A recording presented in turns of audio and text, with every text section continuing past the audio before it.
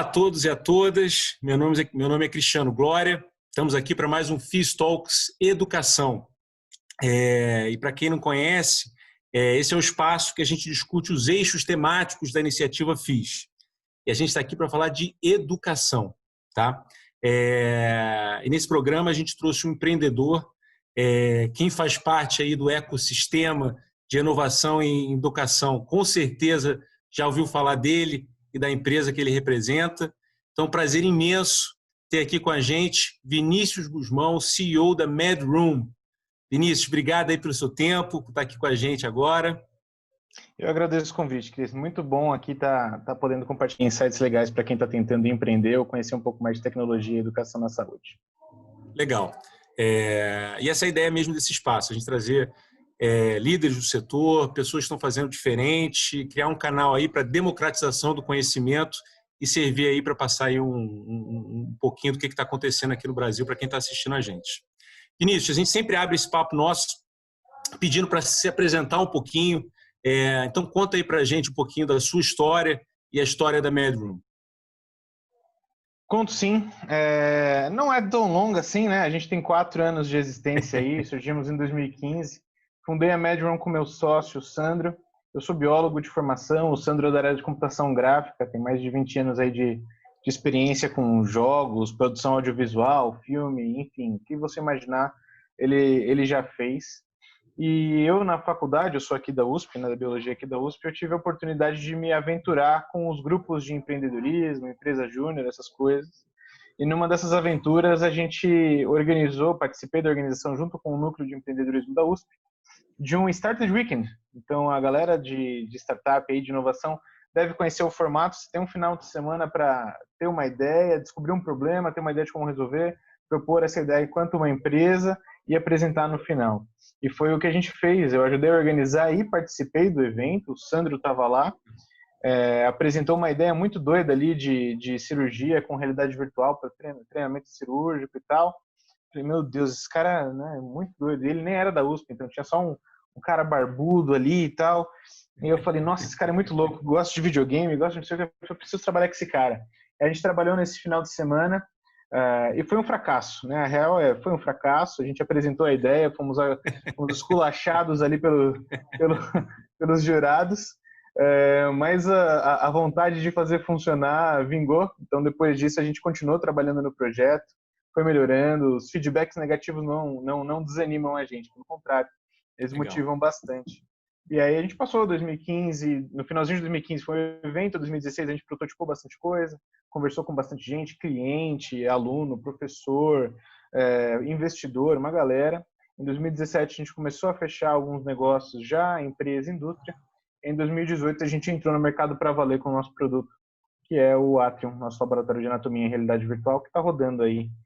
Em algumas faculdades no Brasil já, são 12 aqui, e mais 8 fora na América Latina.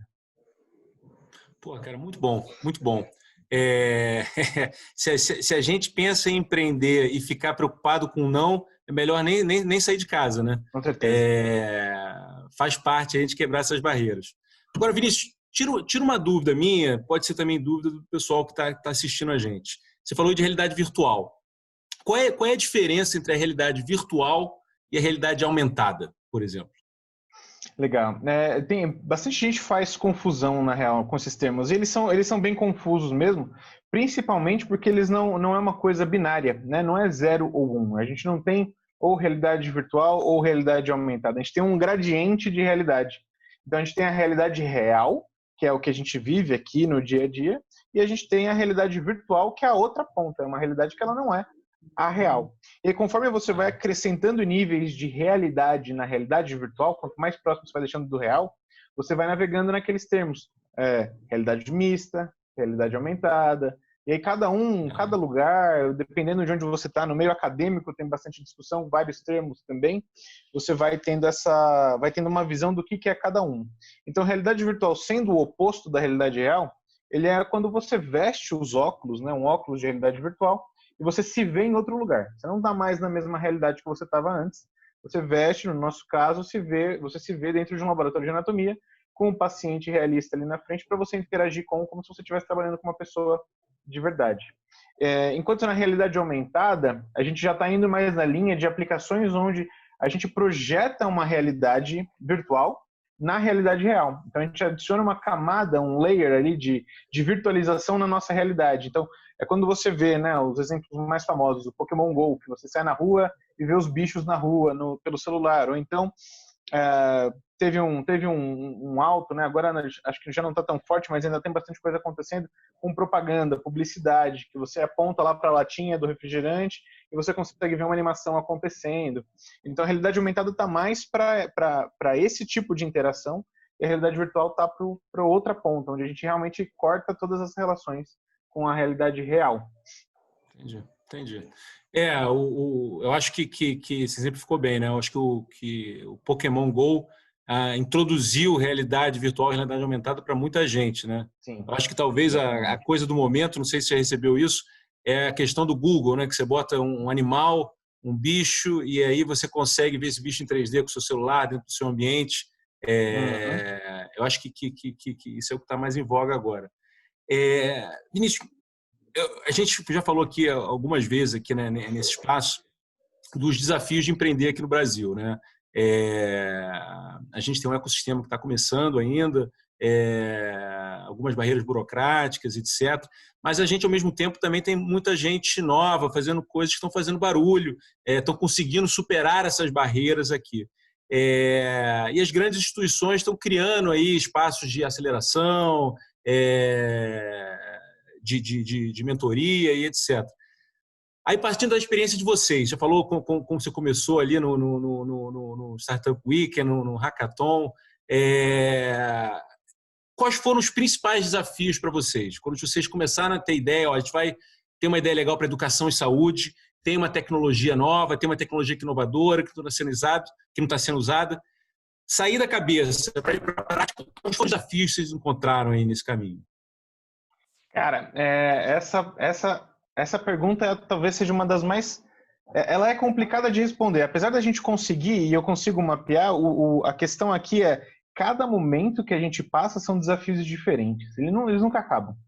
Então, assim, quando a gente está lá no comecinho, né, tentando provar proposta de valor, né, conseguir fazer o canvas do modelo de negócio, aquela coisa de conseguir organizar os pensamentos mesmo, para apresentar uma coisa que faz sentido, isso já é um problema, naquele momento. Aí depois você tem que trazer isso para validação. Aí você tem que apresentar para clientes, tem que apresentar para potenciais investidores, e aí já começa aquele negócio de... Já vão trazer várias coisas que não funcionam, aí você tem que corrigir isso, e quando você passa por isso, é outro assunto. Aí você tem que discutir tração, aí você tem que discutir captação de recurso, não só venda, mas estratégia de funding. Então, assim, cada momento tem uma dificuldade diferente. Eu acho que, para pontuar algumas grandes assim de dificuldades que a gente passa por,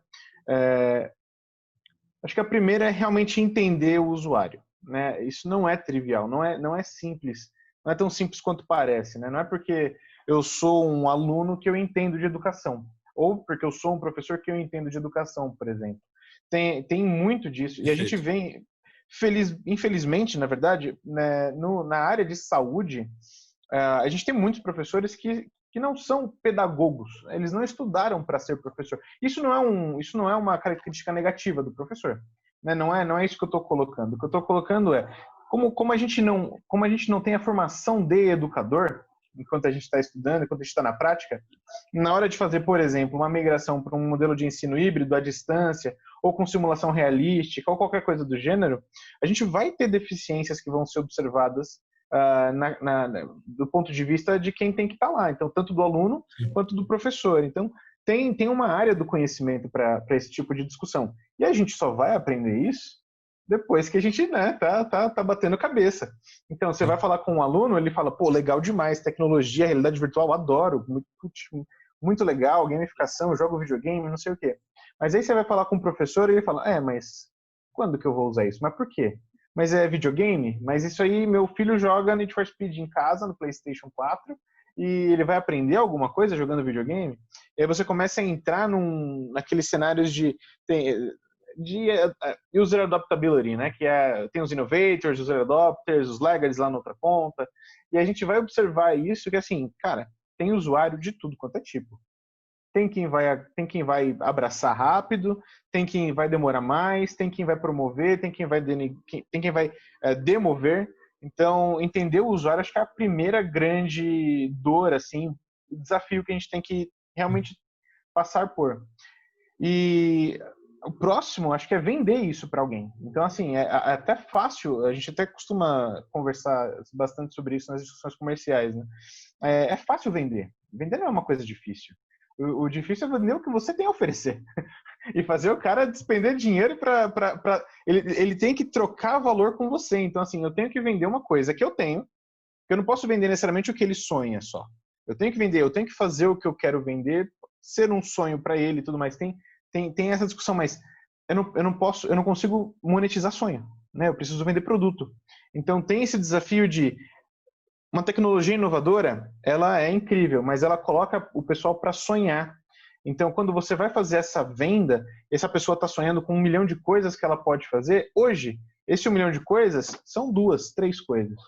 Então, fica sempre essa quebra de expectativa que é, pô, mas dava para fazer tanto mais, mas o que a gente está fazendo também já é legal e já tem impacto. Então, tem sempre esse debate, né? Converter esse cliente já não é difícil. E para quem está numa área mais... assim, a área da saúde, acho que tem muito disso, principalmente quem trabalha com biotech, com life sciences, que você precisa de recurso inicial. Não dá para fazer não dá para montar uma escola se você não tem recurso para montar uma escola. Não dá para fazer um laboratório de biologia celular se você não tem fluxo laminar, se você não tem reagente, se você não tem o laboratório preparado para isso. Não dá para fazer realidade virtual se você não tem um time, se você não tem equipamentos adequados. Então, assim, a gente não está falando de coisas que as pessoas geralmente têm em casa. Para dev mesmo, isso já é bem mais difícil. Assim, quem trabalha com desenvolvimento sabe que os equipamentos eles não são tão simples quanto a gente pensa. Mas no nosso caso em específico, o próprio desenvolvimento demanda muitas expertises diferentes. Então a gente teve que correr atrás de funding antes mesmo de ter produto e tração. Então isso foi um terceiro ponto de desafio que pegou bastante lá no começo. A gente demorou aí uns 2 anos para conseguir um investimento e tentando provar valor o tempo todo, vendendo o famoso PowerPoint, né? E deu certo no fim das contas, mas assim, deu certo não foi com pouco trabalho não, teve bastante coisa. E acho que hoje, só para concluir esse bloco, hoje esses desafios, tem vários outros menores, mas eles ainda existem e eles mudam de cara. Então, eu ainda tenho problemas com o usuário, mas agora meu usuário é no Customer Success, mas não é mais na compra. Então, é outro usuário, é no dia a dia, são outros desafios. A venda, a mesma coisa, modelos de negócio diferentes. Como é que a gente faz na pandemia agora? A pandemia é outra história. Como é que funciona agora? Tudo é à distância. E o funding é a mesma coisa. Outro momento de empresa, outras estratégias, para onde é que vai. E o funding é uma coisa que startup não deixa de discutir nunca, né? A gente tem que estar sempre com esse assunto quente. Não, legal você falando isso. Eu traria 3 coisas aí que você falou que são dores muito comuns, né? Você falou da questão do usuário, né? Conhecer seu usuário. Quando a gente fala de educação, né? Aí seja educação em saúde ou qualquer lugar, sempre tem aquela briga, né? Tecnologia, pessoas. É importante uma instituição sempre entender que não adianta você trazer uma tecnologia, uma estrutura, se você não tem pessoas capacitadas na utilização daquela tecnologia, né? Seja de forma pedagógica, andragógica, você tem que ter ali pessoas capacitadas para explorar ao máximo aquela tecnologia que ela tem à disposição dela. E aí é muito também o papel do educador, né? O papel do educador é diferente daquele educador de um tempo atrás, né? A gente discutiu isso aqui nesse espaço algumas vezes também.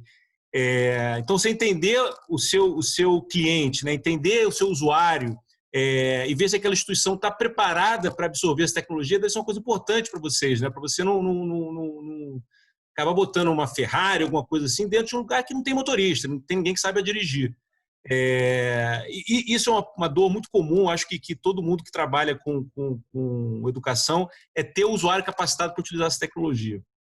Outra coisa que você falou muito interessante é a questão da aplicação disso dentro de um contexto já muito muito segmentado, que é educação e saúde, que é aquela questão do aluno ter ali a aula expositiva, beira de leito, etc. Como é que se introduz uma nova tecnologia dentro desse processo de aprendizagem? Eu acho que deve ser um desafio para vocês também, né?